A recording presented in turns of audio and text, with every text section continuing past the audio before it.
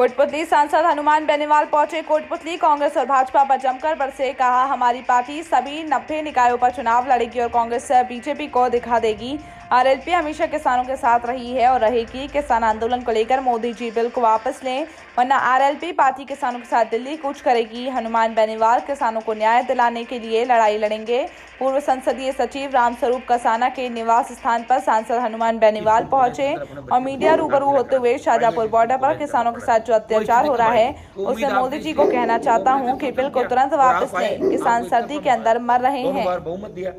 पिछली बार तो आप एनडीए के सारे थे, लेकिन अब की बार अकेले 303 सीटें भारतीय जनता पार्टी जीती है और इस जीतने में एनडीए के पार्ट जो भी थे उनका बहुत बड़ा योगदान। राजस्थान में 25 सीट आई है, सीएम का बेटा हारा तो आरएलपी के बिना नहीं हारता। और आप चुनौती अगर देते हो तो मैं तो इस्तीफा दे देता हूँ। आप भी 2-3-4 एमपी के इस्तीफा दे दो, जो 16 हमारी वजह से बने थे, 2 ही दिला दो। वापिस चुनाव करा तो पता लग जाएगा कौन सी लहर देश के अंदर चल रही, प्रदेश के अंदर चल रही। आप अब भी अपने परिवार को बिखरने से रोको, किसानों का भला करो। कांग्रेस खत्म हो चुकी है। कांग्रेस पे राहुल गांधी में बार बार टिप्पणी करके आप उनको जिंदा मत करो। 7 समंदर पार जाए 9 समंदर, आपको क्या करना कांग्रेस पार्टी से?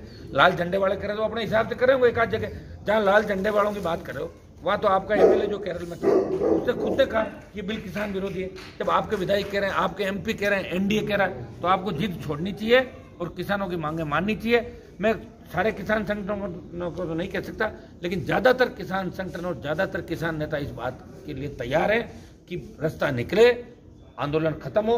अहिंसात्मक तरीके से जो आंदोलन चला है ये हिंसा का रूप नहीं है। भगवान की कृपा है मोदी जी पे और सब पे, हम सब पे, कि अभी तक हिंसा नहीं हुई। नहीं तो इतनी बड़ी मार्शल जातियां सड़कों में निकल जाए दिल्ली के चारों तरफ और कुछ भी नहीं हो, ये बहुत बड़ी बात है। ईश्वर की कृपा है। तो प्रधानमंत्री जी आप मतलब इस मामले के अंदर संज्ञान लें, हमारी अपील सुने। अब लोकसभा का सत्र भी 29 तारीख से आ रहा है, तो इसमें वापस कोई न कोई रास्ता निकाल के, इन सुप्रीम कोर्ट भी कह चुका है, अभी अबेंस में डाल दे, सस्पेंड कर दें बिलों को। जरूरत है क्या? आप खुद बयान दे दें कि अभी मैं बिलों को लागू नहीं करूंगा, एक बार मैं दिखवाऊंगा, तो आपके बयान से ही मैसेज चला जाएगा। ये बयान क्यों नहीं दे रहे हो आप? और जब आप कह रहे हो कि उसकी समर्थन मूल्य की गारंटी का कानून हम ला रहे हैं, तो आप जब कानून ला रहे हो और ये तीनों बिल आप लाए, तो कम से कम के एनडीए के सहयोगी ऑल पार्टी मीटिंग में एक बैठक करके ये तो तय कर लेते, पूछ तो लेते लोगों को, इसका मैसेज किया जाएगा। ये कितना बड़ा हानि होती है। ये इतिहास गवाह है कि जब भी बड़े आंदोलन हुए आम जनता को परेशानी हुई, लेकिन इस किसान आंदोलन के अंदर जनता को परेशानी नहीं हुई। अहिंसात्मक तरीके से आंदोलन चल रहा है। थोड़ी बहुत परेशानी सबको भुगतनी पड़ेगी। जब अन्नदाता सड़कों पे, तो थोड़ा बहुत तकलीफ सबको होगी। अन्न देने वाला ही जब सड़क पे, जिसके बच्चे देश की सरहदों की रखवाली करने के लिए रातों रात लेह लद्दाख से लेके और नाथुला बॉर्डर से लेकर -2 डिग्री, 5 डिग्री, 8 डिग्री, 10 डिग्री पे बैठे हुए देश की सेवा करें, उनके किसी का चाचा, किसी का ताऊ, किसी के पिताजी सड़क पे बैठे हैं न्याय के लिए।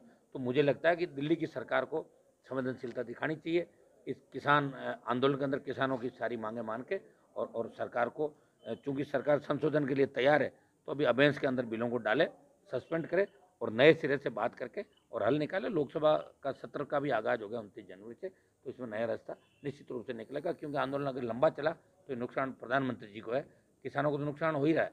किसान तो तकलीफ के अंदर, वैसे ही लूटा पीटा किसान, अंग्रेजों के राज के बाद जागीरदारों का राज, नेताओं ने जितने धोखे दिए, कांग्रेस पार्टी ने 55 साल धोखा दिया। खाली ट्वीट ही कर रहे हैं कांग्रेस वाले। कल साइकिल रैली नहीं देखी इनकी, कि ट्रक में साइकिल डाल के यहाँ पे आए और उतार कर फिर ले जा रहे। तो अब कांग्रेस और राजस्थान में तो कांग्रेस भाजपा का, वसुंधरा गहलोत का गठबंधन जग जाहिर है, लेकिन देश में भी कांग्रेस विपक्ष नहीं है। लोकसभा जब चलती तो आप देखते हो कांग्रेस से ज्यादा तो दूसरी क्षेत्रीय पार्टियां तो विपक्षी भूमिका निभा रही है।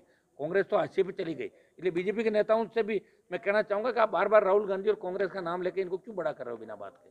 ये तो खत्म हो चुके देश के अंदर। यही अगर अच्छे होते तो किसान माला माल हो जाता आज देश का।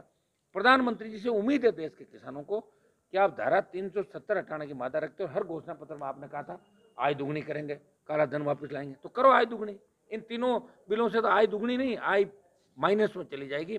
तीनों बिलों के बारे में बैठ कर निर्णय लो और एमएसपी की गारंटी का कानून बने और पूरी खरीद हो, जितनी भी पैदावार हो पूरी खरीद किसान की होनी चाहिए और हर बार 10% बढ़े। ये संपूर्ण स्वामीनाथन आयोग की रिपोर्ट लागू करें और इन तीनों एक्ट को समाप्त करें। सर, आरएलपी जिसके सहयोगी रही है, एनडीए उनके जो प्रवक्ता हैं, बीजेपी प्रवक्ता, वो कह रहे हैं कि भाई मुट्ठी भर लोग हैं जो उनको बरगला रहे हैं। वो जो भी कह रहे हैं उनको समय आने पर सब जवाब मिल जाएगा। आरएलपी जवाब देने के लिए आई है राजस्थान। आरएलपी की रणनीति क्या रहेगी सर? आरएलपी की रणनीति कांग्रेस और भारतीय जनता पार्टी को राजस्थान में घर पे। देश और दुनिया की तमाम खबरों से जुड़े रहने के लिए हमारा चैनल लाइक करें, शेयर करें, सब्सक्राइब करें और बेल आइकन पर क्लिक करना